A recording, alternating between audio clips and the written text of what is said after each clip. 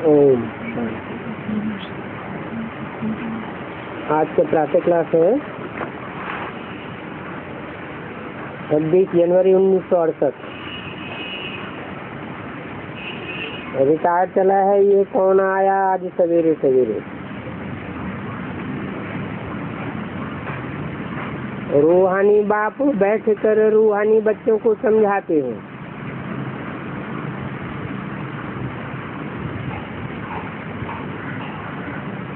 रूहानी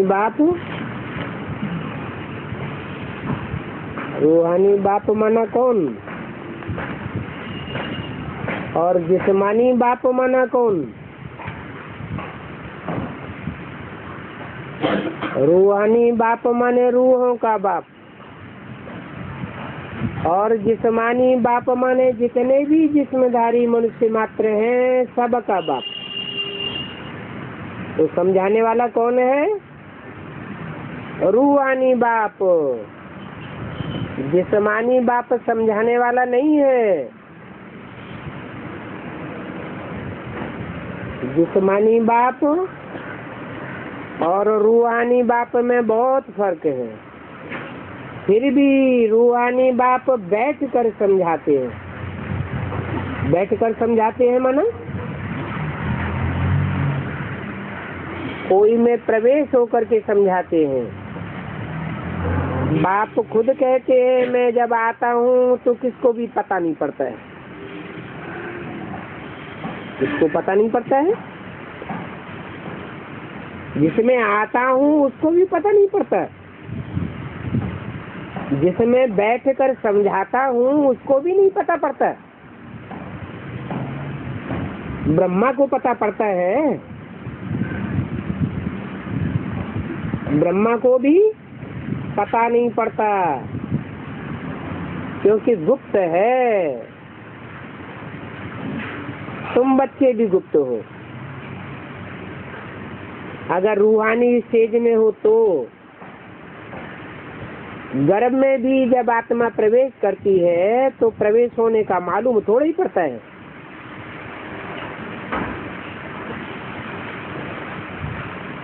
कब प्रवेश किया तिथि तारीख कोई बता ही नहीं सकता। माँ को भी पता नहीं पड़ता कि आत्मा ने कब प्रवेश किया। जब गर्भ से बाहर निकलते हैं तो तिथि तारीख निकालते हैं।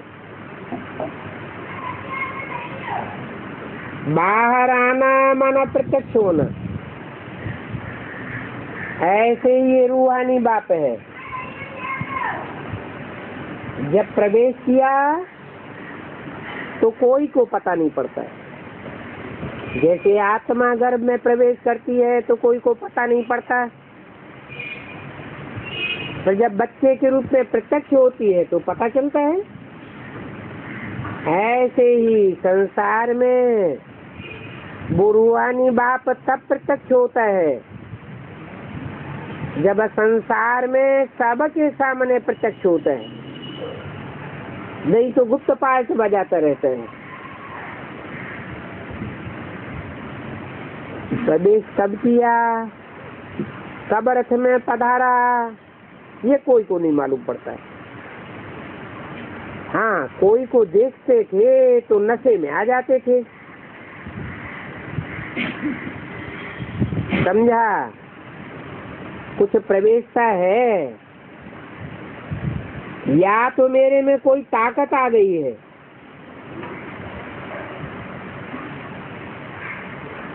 ताकत भी कहाँ से आई?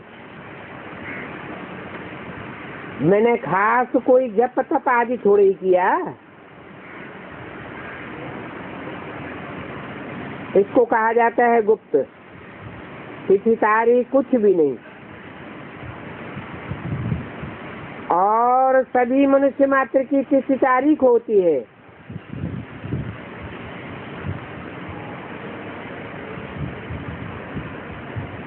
शंकर तो आता ही नहीं है।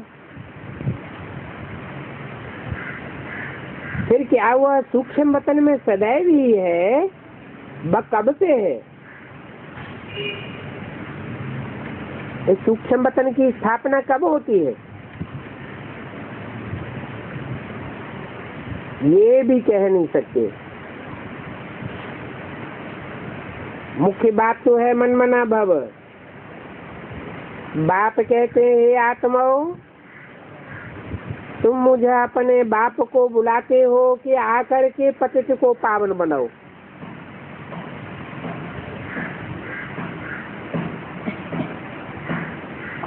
बिना आए पतितों को पावन कैसे बनूंगा?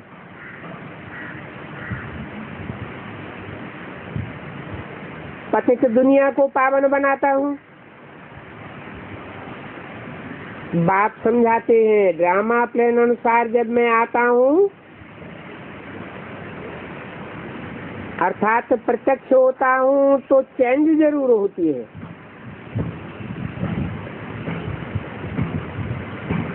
सत्युग से लेकर जो कुछ पास्ट हुआ वो फिर रिपीट करेंगे। सत्युग त्रेता फिर जरूर रिपीट करेंगे। सेकंड पास होता जाता है और संवत भी पास होता जाता है। कहते भी हैं सत्युग पास हुआ, देखा नहीं। बाप ने समझाया है तुमने वो सब पास किया है। तुम ही पहले पहले हमसे बिछुड़े हो।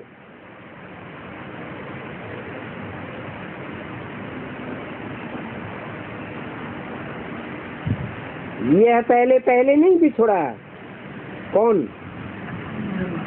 ये ब्रह्मा अथवा इनको फॉलो करने वाली जो भी आत्माएं हैं वो पहले पहले नहीं बिछुड़ती हैं। तुम मेरे से पहले पहले बिछुड़े हो। नंबरवार पुरुषार्थ अनुसार हो। बिछुड़ने वाले भी नंबरवार हैं। तो इस बात पर गौर करना होता है। ये तुम की लिस्ट में कौन कौन है?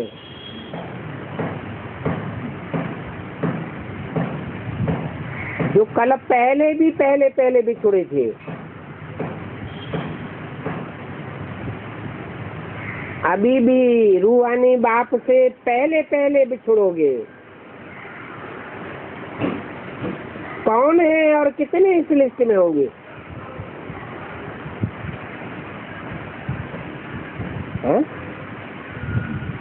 रूहानी बाप से पहले पहले बिछुड़ने की लिस्ट में कौन कौन होंगे और कितने होंगे? हाँ, बच्चे कितने होंगे? हैं?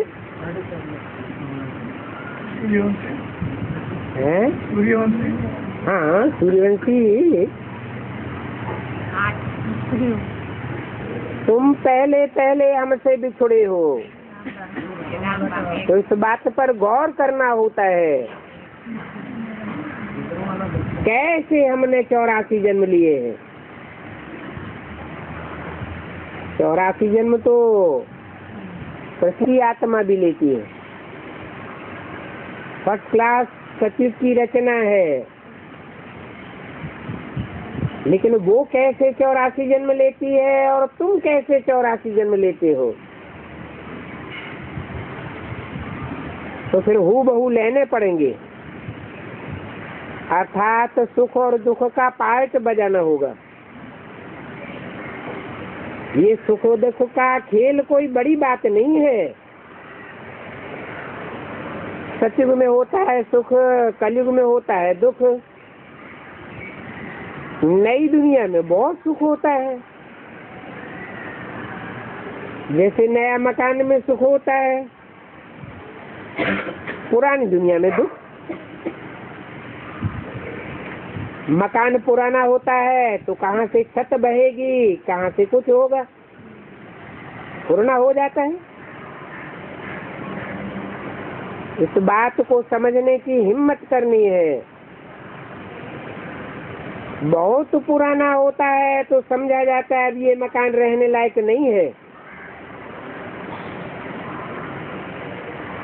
परंतु नई दुनिया को तो ऐसे नहीं कहेंगे कि नई दुनिया रहने लायक नहीं है। अभी तुम लाए तो नई दुनिया, अर्थात नई दुनिया में चलते हो। हर चीज पहले नई होती है, फिर पुरानी होती है। नई होती है तो सुखदाई होती है, पुरानी होती तो दुखदाई हो जाती है। अब ये तुम बच्चों के ख्याल में आया है और कोई तो इन बातों को समझ नहीं सकता, कोई के ख्याल में नहीं आता। गीता, भागवत, रामायण आदि सुनाते ही रहते हैं, जो सीखते रहते हैं उसमें बिजी रहते हैं। तुम और हम भी बिजी थे ना अपने अपने धंधों में। किसने कहा, किससे कहा, किस समय के लिए कहा? तुम और हम अपने अपने धंधे में बिजी थे ना। हैं? ब्रह्मा बाबा ने कहा। ब्रह्मा बाबा ने किससे कहा?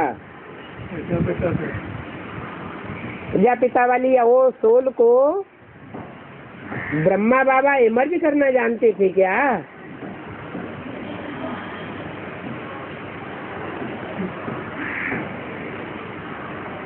तुम और हम भी बिजी थे ना अपने अपने धंधों में।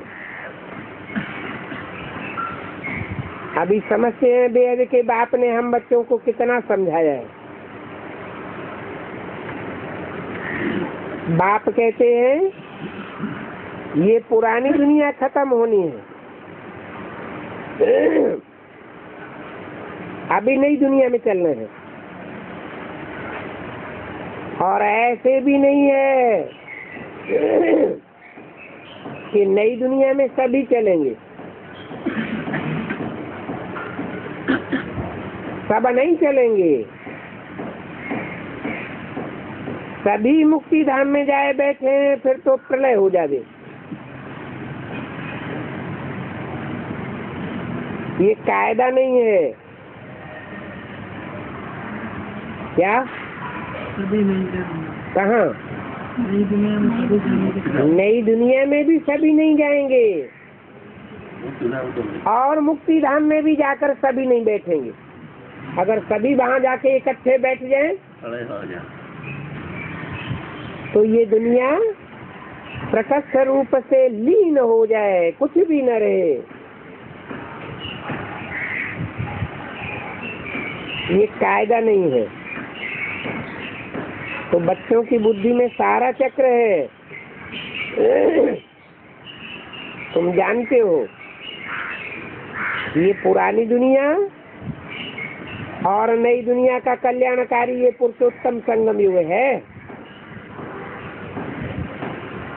अभी चेंज होनी है, बाकी सभी शांति धाम चले जाएंगे। वहाँ शांति धाम में तो सुख दुख की भाषण ही नहीं होती है।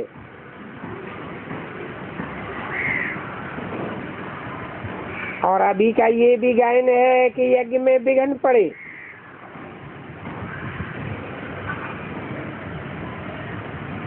तो ये विघ्न पड़ते ही रहते हैं।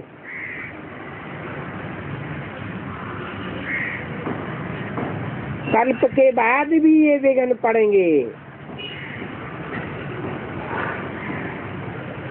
कल्प कल्प तुम इन विघ्नों के आदि हो गए हो। तुम तो पक्के हो गए हो इस बात में। जो विघ्न बाधाएं आती है उनका मुकाबला करने में पक्के हो गए हो। स्थापना फिर विनाश, ये कोई छोटा काम थोड़े ही है। अच्छा, पालना का काम छोटा है? पालना करने में तकलीफ होगी या स्थापना और विनाश होने में तकलीफ होती है? स्थापना में भी तकलीफ होती है, और इतनी बड़ी पुरानी दुनिया का विनाश होगा, हाहाकार होगा, उसमें भी तकलीफ होगी। विघ्न किस बात में पड़ते हैं? बाप कहते हैं काम महाशत्रु है। इस पराबलाओं पर अत्याचार होते हैं।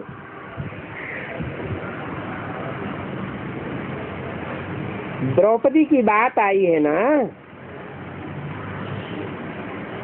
ये ब्रह्मचर्य पर ही खिटपिट होती है।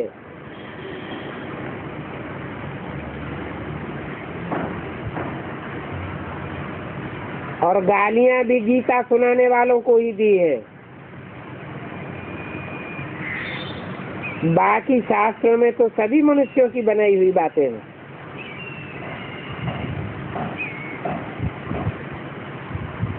वो सभी शास्त्र भक्ति मार्ग के शास्त्र हैं,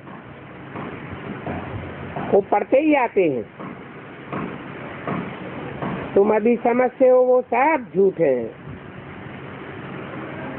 और झूठ के कारण पाप बढ़ते ही जाते हैं। सतो प्रधान से तमो प्रधान बनना जरूर है, ये भी तुम ही समझते हो। सीढ़ी उतरनी होती है, पुरानी दुनिया बन जाती है।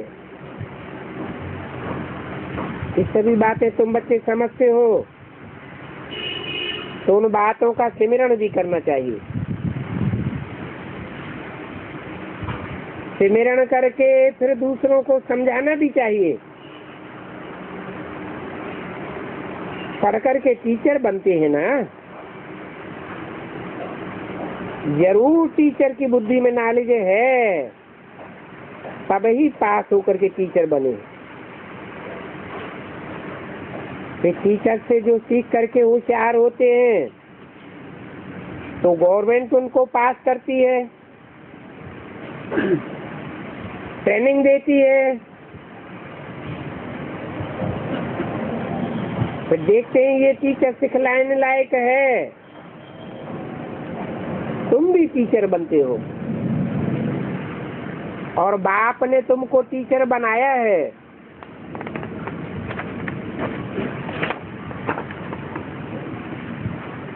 एक टीचर क्या करेगा?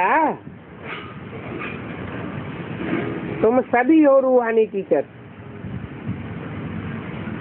26 जनवरी 68 की वाणी का दूसरा पेज।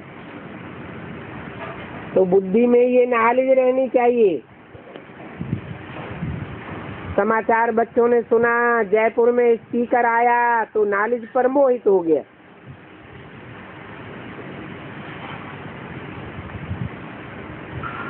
ज्ञान तो बिल्कुल ही एक्यूरेट है। मनुष्य से देवता बनने का ज्ञान है ना।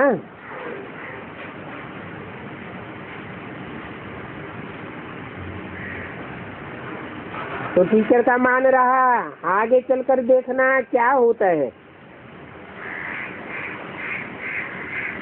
माया भी उनके पिछाड़ी ही पड़ेगी।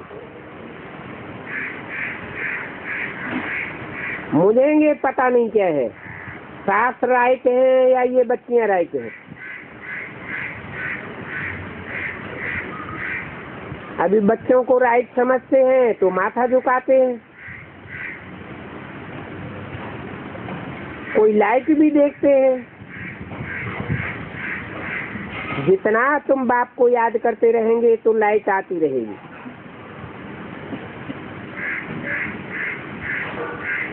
मनुष्यों को साक्षात्कार होता रहेगा, क्योंकि आत्मा प्योर बनेगी। अब से आत्मा प्योर बनेगी तो कोई को भी साक्षात्कार हो सकता है। क्योंकि बाप भी तो मददगार बैठा है ना। मददगार बाप भी प्रवेश करेगा। बाप तो हमेशा बच्चों के मददगार ही होते हैं।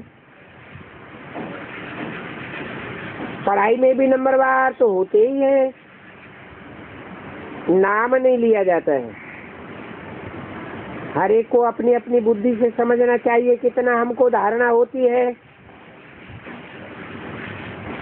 अगर धारणा होती है तो जिनको धारणा होगी वो दूसरों को ज्ञान भी समझाए कर दिखावेंगे। ये ज्ञान धन है, इनको ज्ञान रतन कहा जाता है। अगर कोई को देते नहीं है तो कहेंगे मनहूस।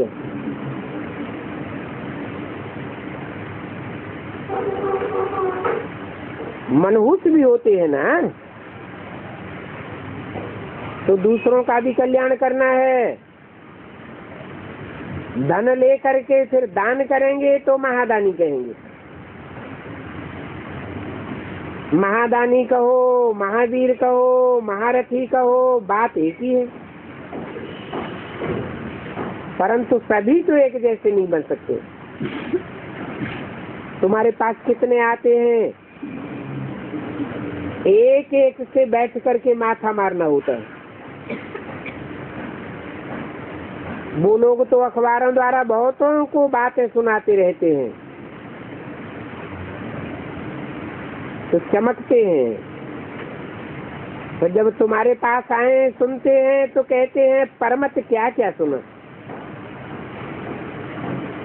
यहाँ तो हमने बहुत फर्क देखा। एक एक को माथा को ठीक करने में कितनी मेहनत लगती है। कोई महारथी है, कोई घोड़े सवार है, प्यादे हैं, ये भी ड्रामा में अपना अपना पार्ट है। ये भी तो समझते हैं आखिरी इनमें जीत तो हमारी होनी है।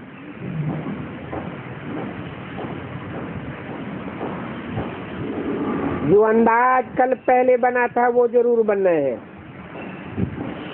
पुरुषार्थ तो बच्चों को करना ही पड़ता है। बाप राय भी देते रहते हैं, कोई को समझाने की कोशिश करो। ऐसे भी नहीं है कि भांजी वाले के पास जाते रहो। पहले तो शिव बाबा के मंदिरों में जाए सर्विस करो। तुम पूछ सकते हो, शिव बाबा के मंदिर में जाकर पूछो ये कौन है, इस पर तुम क्यों पानी चढ़ाते हो। तुम बच्चे तो अच्छी रीति जानते हो। कहते हो ना गया टांडे पर मालिक हो बैठा, ये तुम्हारा दृष्टांत है। तुम जाते हो जगाने के लिए। शिव के मंदिर में तो ढेर जाते हैं ना। काशी में विद्युत मंडली भी है, वहाँ से भी समाचार आया है म्यूजियम के ओपनिंग में विद्युत मंडली वालों को बुलाते हैं।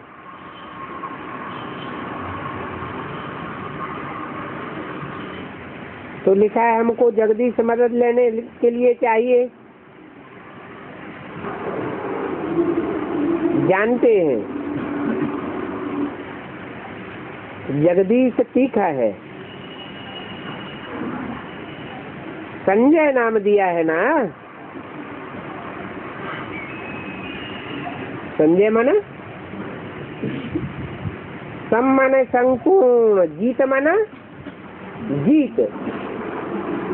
जिसकी संपूर्ण जीत होनी है उसका नाम संजय।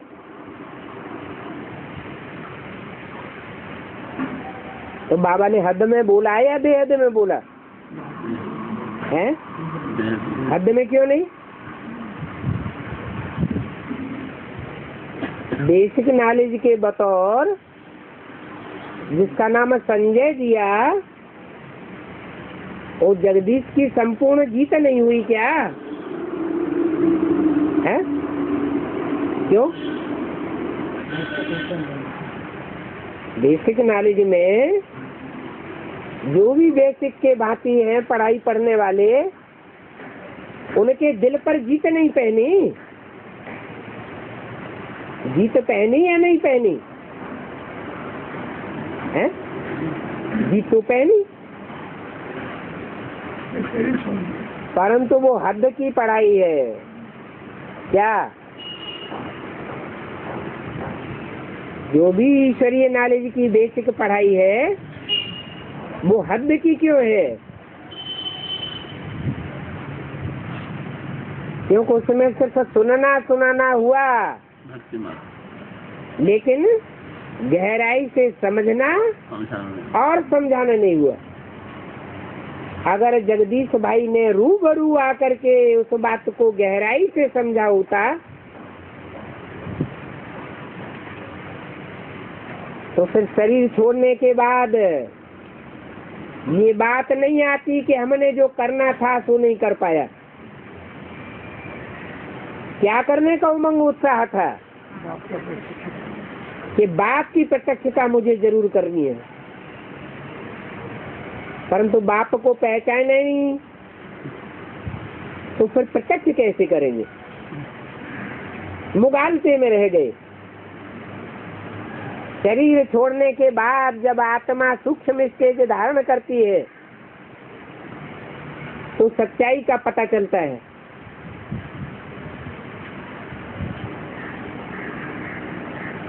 कि हम तो झूठे अहंकार में रह गए। तो वो तो बेसिक नॉलेज के बतौर संजय नाम पड़ा। फिर बेहद में संजय कौन? बेहद में तो संजय वो ही कहा जाए जो लक्ष्य को पूरा प्राप्त करे। नर से डायरेक्ट नारायण बने और दूसरों को बनाए। जो नारायण बनेंगे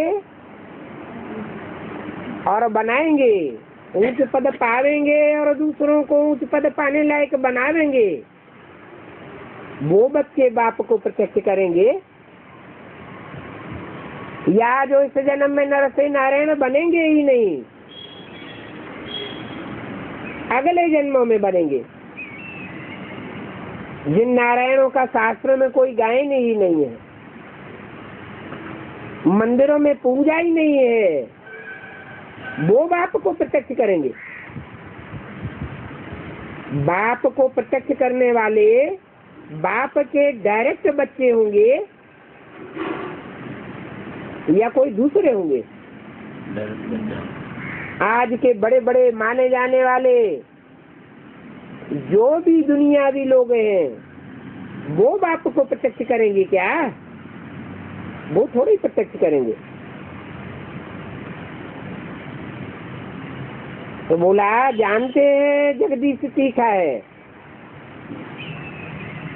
ये संजय है ना, बुलाते हैं उनको खुशी होनी चाहिए।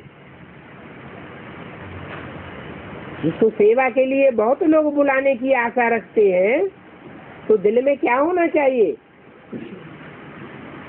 कि दिल में आना चाहिए कि मैं लड़ाई पर जाता हूँ। क्या? कौन सी लड़ाई है? कोई बुलाते हैं तो कुछ न कुछ प्रश्न पैदा होते हैं, उन प्रश्नों का जवाब देने के लिए जाता हूँ, समाधान करने जाता हूँ। ऐसा कोई निमंत्रण आए तो बहुत खुश होना चाहिए और सारा काम छोड़ करके पहले वहां जाना चाहिए। काशी में बड़े बड़े पंडित विद्युत मंडली के हैं जो टाइटल देते हैं। कोई ऐसे भी हैं जो अपने ऊपर टाइटल लगाते होंगे।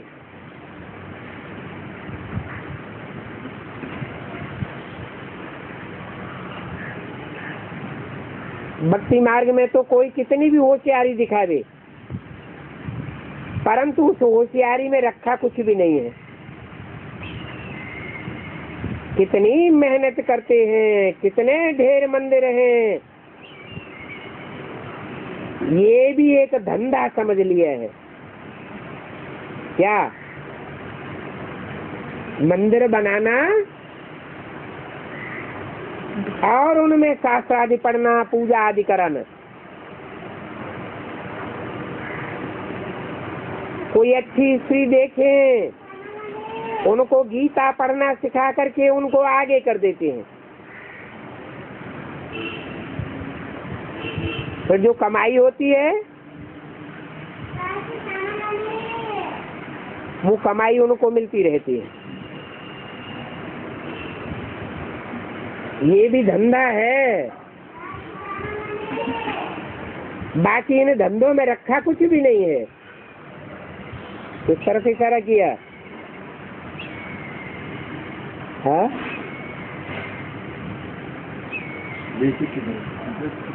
ब्राह्मणों की बेसिक की दुनिया में बाप को समझते ही नहीं है, पहचाना ही नहीं है। सिर्फ बड़े बड़े मंदिर बनाते रहते हैं। मंदिर बनाए, उनमें कोई अच्छी स्त्री कन्या देखी और उसको बैठाई दिया। धंधा चलता रहता है, पैसे कमाते रहते हैं। बाप का परिचय तो कोई को मिलता ही नहीं है।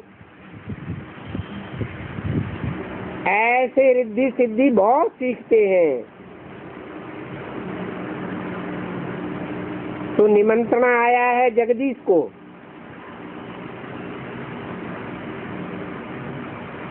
वो भी जानते हैं बाबा की बनारस में आंखें है। क्या? कौन से बाबा की कहाँ आंखें है? हैं? हद का बाबा कौन, फिर बेहद का बाबा कौन? हद का बनारस कौन सा, फिर बेहद का बनारस कौन सा? हद के बाबा की हद के बनारस में आग लग गई तो वहाँ इंचार्ज बना करके फट से गुप्ता जी को भेज दिया। किसको भेजा? गुप्ता जी को। यहाँ मुरली में गुप्त से गुप्त पार्ट बजाने वाला कौन बताया? बाप है बहुत गुप्त। जैसे बच्चा होता है, गर्भ में आता है तो गुप्त रूप में पलता रहता है, फिर बाद में प्रत्यक्ष होता है तो पता चलता है। तो बताया कि बाबा की बनारस में आंख है, जाकर देखना चाहिए क्या होता है। बल देरी है परंतु जाना तो पड़े ना। वहाँ होशियार की दरकार है। वहाँ अगर फेल होंगे तो कहेंगे ब्रह्मा कुमारियाँ कुछ भी नहीं जानती।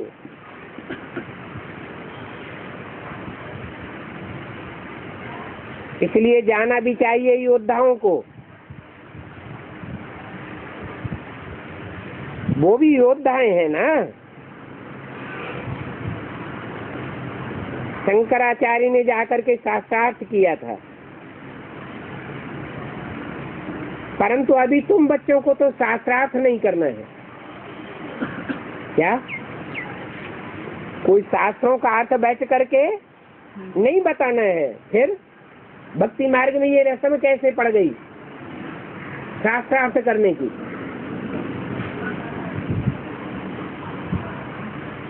वो होते हैं हद के शास्त्र, और यहाँ है बेहद का शास्त्र, तुम्हारी सच्ची गीता। मुरली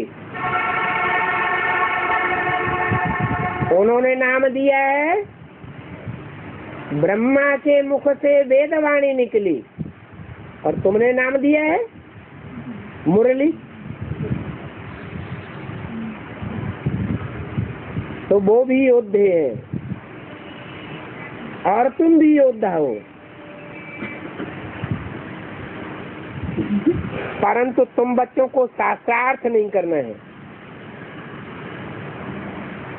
उन झूठे शास्त्रों का अर्थ सुना करके बताने की बात नहीं है। भक्ति के शास्त्र, उनसे सबने दुर्गति को पाया है। उनका अर्थ तुमको थोड़ा ही करना है। तुम तो जाकर के बाप और रचना का परिचय देंगे। मुक्ति और जीवन मुक्ति दाता एक कौन है, वो समझाना है। और उस एक मुक्ति दाता, जीवन मुक्ति दाता की महिमा करनी है। ये कहते हैं अपन को आत्मा समझ मुझे याद करो। मन मना व्यवहार का अर्थ भी ये नहीं है कि गंगा में जाकर स्नान करो। मन मना भव का अर्थ ही है जो मेरे मन के अंदर संकल्प विकल्प है, जो मेरे अंदर ज्ञान की श्रेणी है, उस ज्ञान गंगा में तुम स्नान करते रहो। वो ही संकल्प विकल्प तुम्हारे अंदर चलने चाहिए। आलोड़न करना चाहिए। तो माम एकम याद करो। तो मैं प्रतिज्ञा करता हूँ तुम्हारे जन्म जन्मांतर के पाप भस्म हो जाएंगे।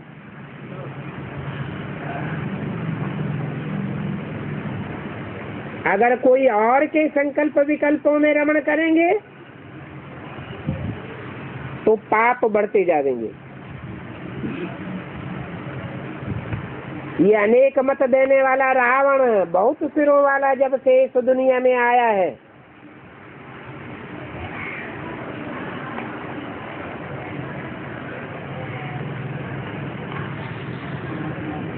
तो बच्चों को मालूम पड़ा कि रावण राज्य में हम कितना चीची बन गए। 26 जनवरी 68 की वाणी का 3रा पेज।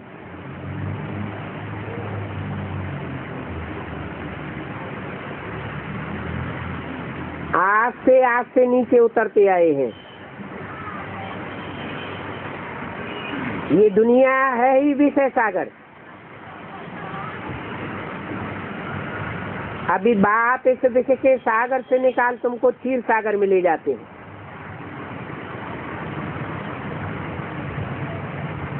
विषय सागर में क्या होता है? विषय सागर में कीड़े मकोड़े जानवर एक दूसरे को काटते रहते हैं। और क्षीर माना खीर। खीर खंड में क्या होता है? चावल, चीनी, दूध तीनों मिक्स होकर के एक हो जाते। तो ऐसे क्षीर सागर में ले जाते हैं जहाँ कोई लड़ाई झगड़ा नहीं होता, कोई मारामारी नहीं होती।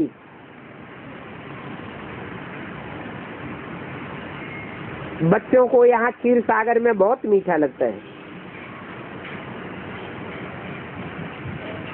फिर भूल जाने से देखो क्या अवस्था हो जाती है। बाप कितना खुशी का पारा चढ़ाते हैं। इस ज्ञान अमृत का ही गायन है। क्या इस ज्ञान अमृत का,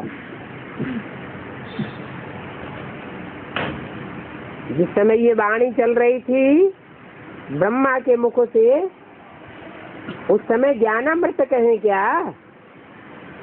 क्यों नहीं कहें? अमृत तो मंथन करके निकाला जाता है। उस समय जो कुछ भी सुनाया, सुनने वालों ने सुना और सुनाने वाले ने सुनाया, परंतु मंथन तो नहीं हुआ। इसलिए ज्ञान सागर मंथन से ही अनेक प्रकार के रतन निकले हैं। ज्ञान अमृत का गिलास पीते रहना है। यहाँ तुमको बहुत अच्छा नशा चढ़ता है, फिर बाहर जाने से वो नशा गुम हो जाता है। बाबा खुद फील करते हैं, यहाँ फीलिंग बच्चों को आती है, हम अपने घर जाते हैं, हम बाबा के मत पर राजधानी स्थापन कर रहे हैं।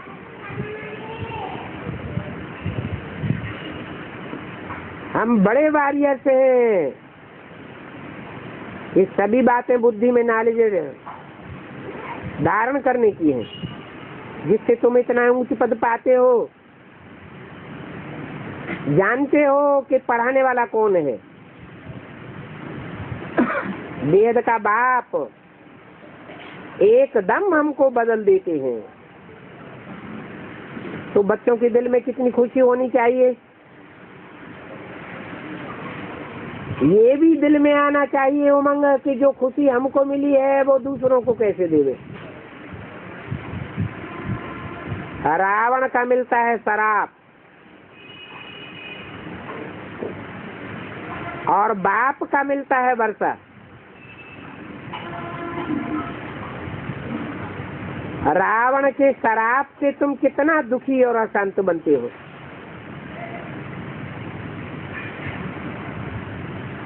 बहुत गोप भी हैं जिनके दिल में होता है सर्विस करने का, परंतु कलश माताओं को मिलता है, क्योंकि शिव शक्तियां है ना। ये वंदे मातरम गाई हुई है।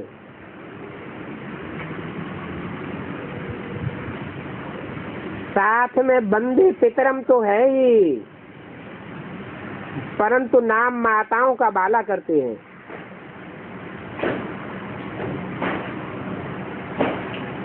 कहते भी हैं पहले लक्ष्मी फिर नारायण। नारायण के द्वारा तो स्थापना नहीं होती है, इसको आगे करना पड़े। लक्ष्मी को आगे करना होता है।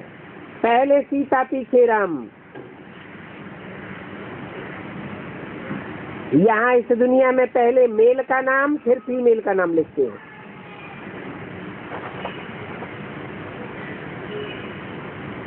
तो ये भी एक खेल है। बाप समझाते तो सभी कुछ रहते हैं क्या। इस रावण की दुनिया में पहले मेल को रख देते हैं, पीछे फीमेल को रखते हैं।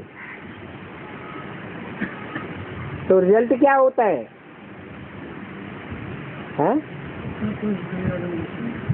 दुनिया नीचे गिरती है या ऊपर उठती है? दुनिया नीचे गिरती जाती है। बाप आकर उल्टा कर देते हैं। पहले माताएं, बाद में पीछे पीछे पितरम, पहले वंदे मातरम। क्यों ऐसे क्यों होता है? मेल को आगे करने से नीचे गिरना क्यों हो जाता है, और फीमेल को आगे करने से ऊंचे चढ़ना कैसे हो जाता है?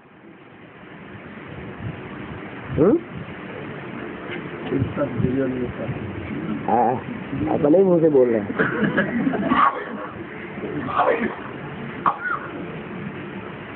तो ये भी खेल है। बाप तो सभी बातें समझाते रहते हैं।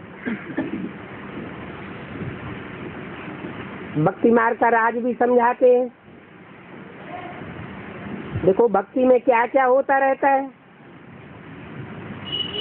जब तक ज्ञान नहीं है तो पता थोड़ा ही पड़ सकता है। अभी तुम समझते हो, पहले हम तो जैसे अनपढ़े जट थे, गंध में पड़े हुए थे, बुद्धि गंध में ही धसी रहती थी। अभी तो हम गंध से निकल आए हैं। ज्ञान रत्न से खेलते हो। अभी सब के कैरेक्टर से सुधरते जाते हैं। तुम्हारा दैवी कैरेक्टर बन रहा है। 5 विकारों से आसुरी कैरेक्टर्स बन जाते हैं। अभी देखो कितनी चेंज होती है। तो चेंज हो रही है, उस चेंज होने वाली दुनिया में आना चाहिए ना। क्या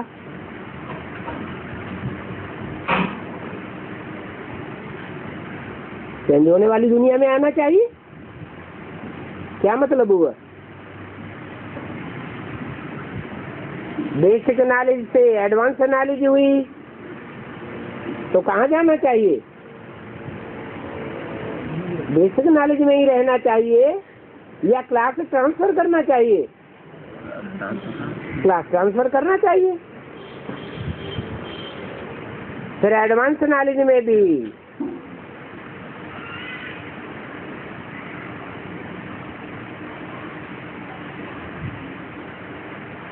ग्रुप दिखाई दिए और ये भी बता दिया है कि भी पावरफुल ग्रुप तैयार होने पर एक दूसरे ग्रुप को खींचते हुए अंत में 108 की माला का संगठन तैयार हो जाएगा। और वो छोटे छोटे सहयोगी जो बाप के बनेंगे वो इतना पावरफुल संगठन होगा कि सारी दुनिया में तहलका मचाई देगा।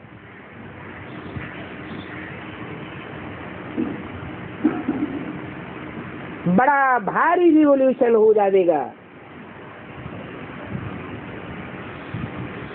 तब पता चलेगा ये जो झूठे टाइटल रखवाने वाले हैं श्री श्री 108 जगत गुरु शंकराचार्य, ये जगत के गुरु हैं या परमपिता परमात्मा 108 श्रेष्ठ आत्माओं को संसार में प्रत्यक्ष करने वाला वो जगत का गुरु है।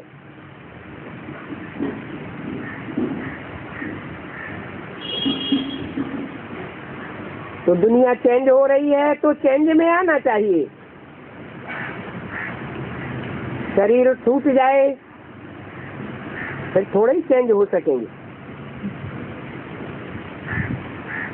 बाप तो सर्वशक्तिवान है, कितना ताकतवर है तो चेंज होती है, चेंज में लाते हैं। वो धर्म पिता है, धर्म आकर के स्थापन करते हैं, परंतु दुनिया चेंज होती है क्या? दुनिया ऊंची उठती है या और नीचे जाती है? दुनिया तो नीचे गिरती जाती है। बाप तो दुनिया को चेंज करने आया है। अनुभव में कोई कोई सुनाते भी हम बहुत कामी शराबी कबाबी थे, अभी इस ज्ञान में आने से हमारे में बहुत चेंज हुई है। अभी हम बहुत खुशी में रहते हैं। कोई कोई को प्रेम के आंसू भी आ जाते हैं। बाप समझाते तो बहुत है, परंतु ये सभी बातें भूल जाते हैं। नहीं तो खुशी का पारा सदैव चढ़ा रहे। दिल में उमंग आए हम बहुतों का कल्याण करें। मनुष्य बेचारे बहुत दुखी है, उनको रास्ता बतावे। समझाने के लिए कितनी मेहनत करनी पड़ती है, गालियां भी खानी पड़ती है। पहले से ही दुनिया में आवाज है, ये ब्रह्मा कुमार कुमारियां भाई बहन बनाते हैं। अरे मंदिर में जाते हो, भगवान के सामने प्रार्थना करते हो ना? क्या प्रार्थना करते हो? तुम माता पिता हम बालक तेरे, तो भाई बहन हुए ना। जरूर कभी प्रैक्टिकल में भगवान आया है और उसके मंदिर में जाकर के ये अंजाम किया है। बाप के बच्चे बने हैं प्रैक्टिकल में। आत्मा आत्मा भाई भाई और भाई बहन प्रैक्टिकल में बने हैं। सब दुनिया चेंज हुई थी। नहीं तो दुनिया में शांति नहीं हो सकती। अनेक धर्म हो, अनेक राज्य हो, तो शांति कैसे होगी? तो भाई बहन का संबंध तो अच्छा है ना। तुम आत्मा भाई भाई हो, परंतु फिर भी जन्म जन्मांतर की दृष्टि जो देह भान की पक्की हुई पड़ी है वो टूटती नहीं है। क्यों नहीं टूटती है? जन्म जन्मांतर तो लौकिक बाप था, हर एक को अपना अपना अलग अलग बाप था। अब इस जन्म में तो हमको बेहद का बाप मिला है, तो बुद्धि में बात बैठ जानी चाहिए कि हम सब बेहद बाप के बच्चे हैं, आत्मा आत्मा भाई भाई हैं। फिर ब्रह्मा की औलाद बनने से भाई बहन बनते हैं। तो पूर्व जन्मों की देह भान की दृष्टि टूट जानी चाहिए, नहीं तो बाप कहेंगे ये बाप का सच्चा बच्चा नहीं बना है।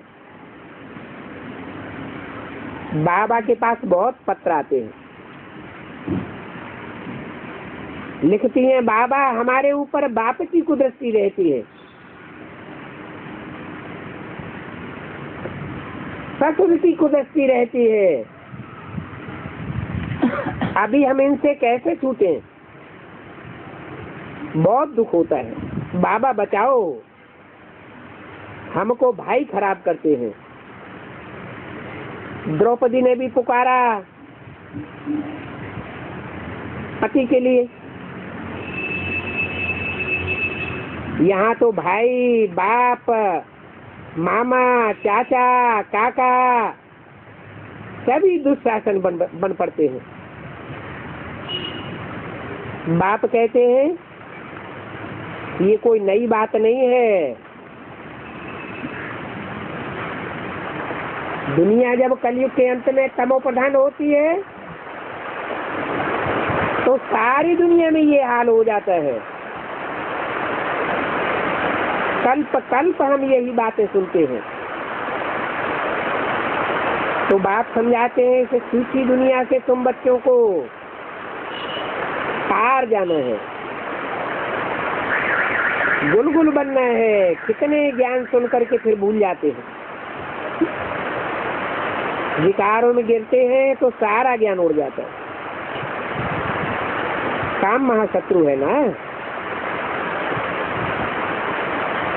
कोई की काम की आस पूरी नहीं होती है तो क्रोध में आ जाते हैं। कोई कोई तो ऐसी बहादुर हैं जो खुद जाकर के पुलिस में रिपोर्ट करती हैं, हमको ये ऐसे ऐसे नंगन करते हैं, मारते हैं, जोर जबरदस्ती करते हैं। परंतु इन बातों में बड़ी महावीरनी चाहिए।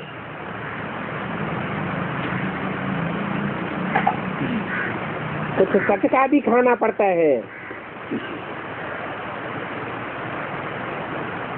21 जन्म सुख पाने के लिए एक जन्म सटका खाया तो कोई हर्जा थोड़े ही है।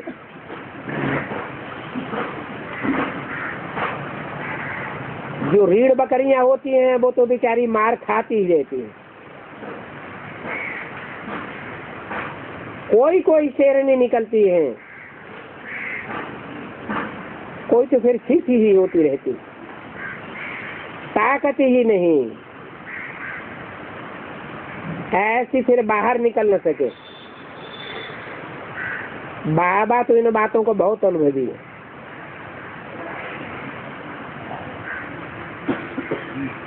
हिस्ट्री में देखो, इस विकार के पीछे राजाओं ने अपनी राजाई गंवाई है। ये काम महाशत्रु बहुत खराब है। सभी कहते हैं बाबा ये बहुत कड़ा दुश्मन है। बाप कहते हैं इस काम को जीतने से ही तुम विश्व की मालिक बनेंगे।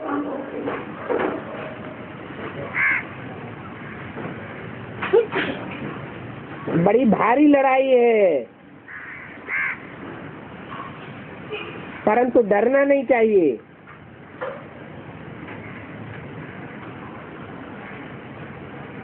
काम विकार ऐसा करा है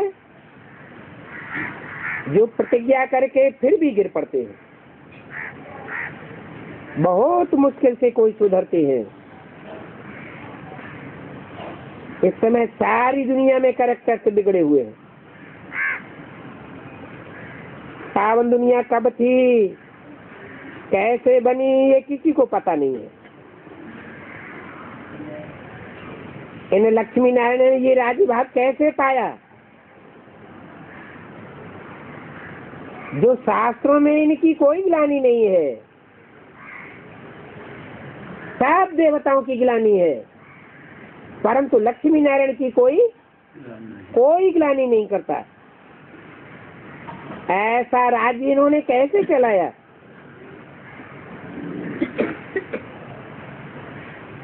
ये राज्य कैसे पाया, कब कोई बता नहीं सकता। आगे चल करके ऐसा समय आएगा जो तुम बच्चे विलायत आज में भी जावेंगे।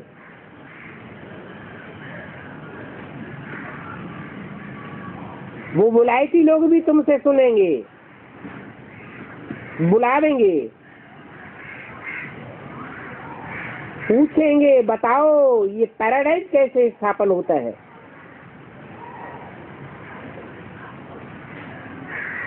प्रैक्टिकल में पैराडाइज की आवाज सुनेंगे तब तो पूछेंगे,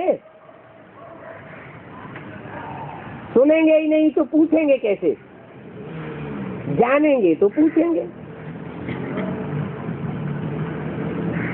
उनको बताना पड़े ये पैराडाइज कब था, कोई को तो पता है नहीं। आगे तुम भी नहीं समझते थे कि ये दुनिया स्वर्ग थी,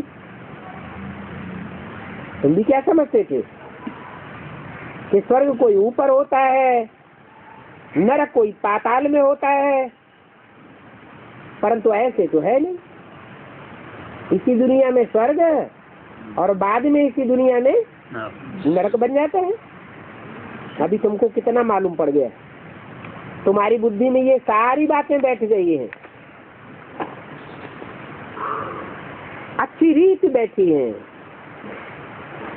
26 जनवरी 68 की वाणी का 4था पेज। तो अभी तुम्हारी यही लात और तात रहनी चाहिए और सभी बातें भूल जानी है। बाप दादा तो बैठे हैं, कोई भी बात में नाराज नहीं होना चाहिए है। नाराज कब होते हैं, कोई दुख देता है, तकलीफ देता है, अन्याय की बात करता है तो नाराजगी आती है ना। तो नाराजगी आनी चाहिए, जबकि हमें मालूम है कि धर्मराज बाप आया हुआ है, एक एक का 12 न्यारा 100 गुना वसूल करेगा। कोई बात होती है तो लड़ना झगड़ना नहीं चाहिए आपस में, बाप के पास बात पहुंचनी चाहिए। बाप सभी दुख दूर करने वाला बैठा है ना।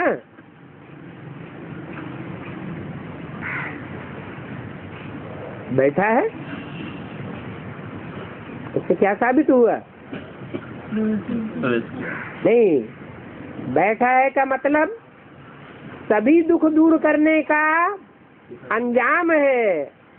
बाप आए हैं तो तब ही जावेंगे जब तुम बच्चों के सब दुख दूर हो जावेंगे, तब तक बाप को वापस नहीं जाना है।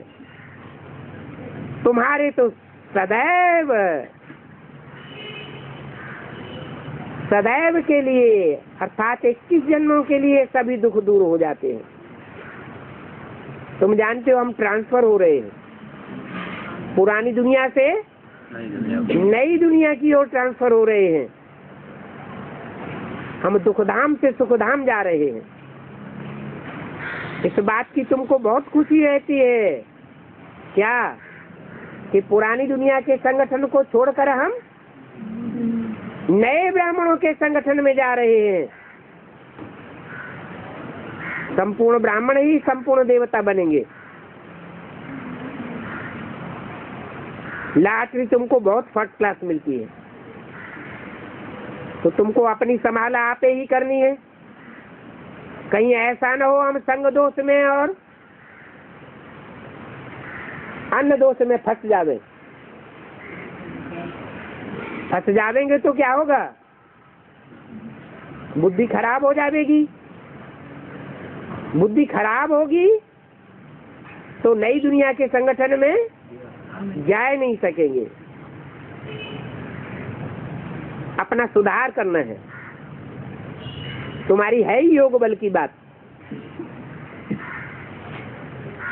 भोग बल की तो बाहुबल की तो बात ही नहीं। बाप ही आकर के तुमको योग बल सिखाते हैं। तुम योग बल से विश्व के मालिक बन सकते हो।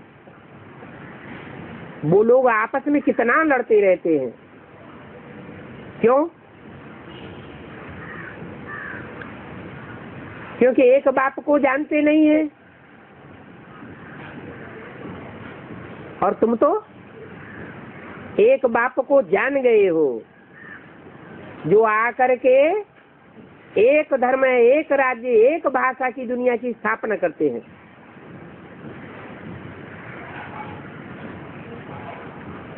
वो लोग आपस में एक दूसरे को ताकत दिखाते रहते हैं। एक दूसरे पर क्रोध करते हैं तो ताकत दिखाते हैं। कोई बम की ताकत दिखाते हैं। अमेरिका ताकत दिखाता है ना। समझते हैं कि हम ही जीतेंगे। इनके पास तो कोई बाहुबल की ताकत नहीं है। अभी सभी आपस में लड़ेंगे जरूर। कौन लड़ेंगे? सब लड़ेंगे।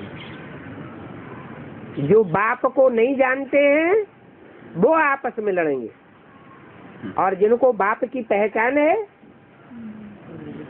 वो तो समझेंगे सब कुछ बारा न्यारा होने वाला है। हमें शांत होकर के रहना है, साक्षी होकर के देखना है। तुम तो जानते हो जीत हमारी होनी है। दिन प्रतिदिन देहभान का जोर होता जाता है।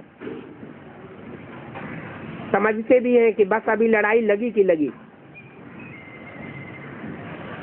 उनके अंदर में होगा मैं जीतूंगा, मैं पावरफुल हूं।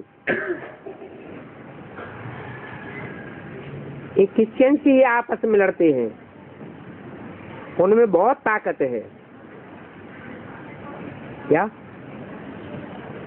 कौन सी दुनिया की बात हो रही है? हैं? ब्राह्मणों की दुनिया की ही बात हो रही है। सिर्फ बेसिक वालों की बात नहीं हो रही है, एडवांस वालों की भी बात हो रही है। एडवांस में भी कौन लड़ेंगे आपस में? जो क्रिश्चियन धर्म के होंगे वो आपस में लड़ेंगे। उन क्रिश्चियन आदि के पास बहुत बम्स है। उनका धंधा ही है ग्लानी के बम्स इकट्ठे करना, व्यक्तिगत एक एक की लूपोल को पकड़ना। इस पर वो बहुत खर्चा करते हैं। उन्हों के पास तो ये ढेर के ढेर बम्स हैं। शास्त्रों में कहानियां भी बनी हुई हैं। दो बंदर आपस में लड़े और मक्खन बीच में तीसरा खा गया।